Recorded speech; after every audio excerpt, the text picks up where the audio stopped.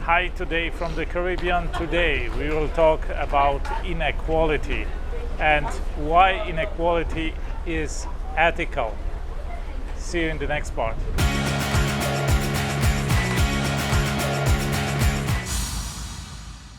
You certainly read all these articles by sociologists, by economists talking about inequality in the world, about the 1% of the people owning over 50% of the wealth in the world.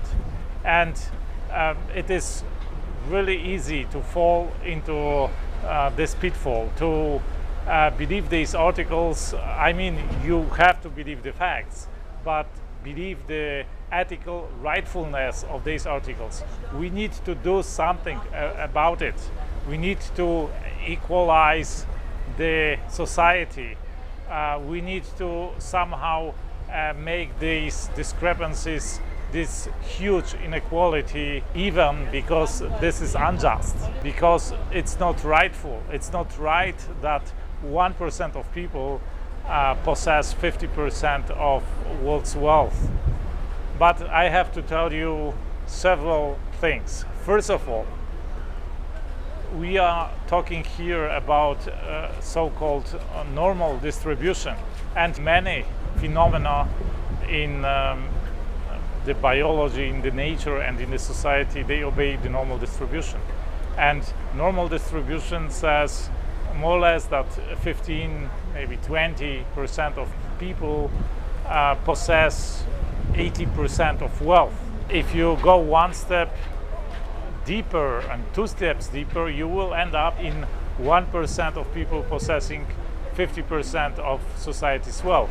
This is absolutely normal, and this happens in every naturally working system. I have explained that in another video 2 years ago or 1.5 years ago. I will link that video below that video. And there is a huge ethical problem with equality, with evening everything out. Because why would you think that anybody has any right to steal anything from somebody else, something that that person has created, that person has earned and produced? Why would you think that the majority has the right to take away anything from anybody, to take it to somebody else? The only justification for that would be that they are the majority and they are stronger than the individual, right? And that's why they have the right to do it.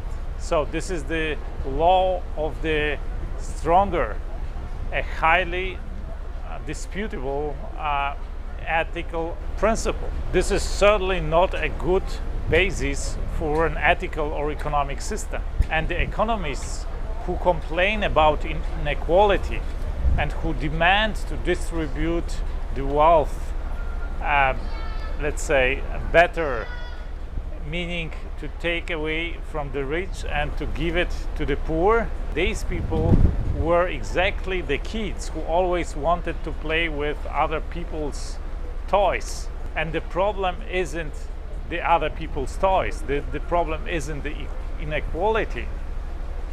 The problem are these people that want other people's toys. So if you have a kid who looks at other people's toys and want to get other people's toys, no matter how many toys he has, the solution of the problem is not to give them all the toys, to take away, to steal from other kids and give the toys to that person. No, the solution is to change this attitude of that kid. These people, these economists talk about fairness and social justice. But answer yourself this question: what is your fair share in what somebody else has worked for?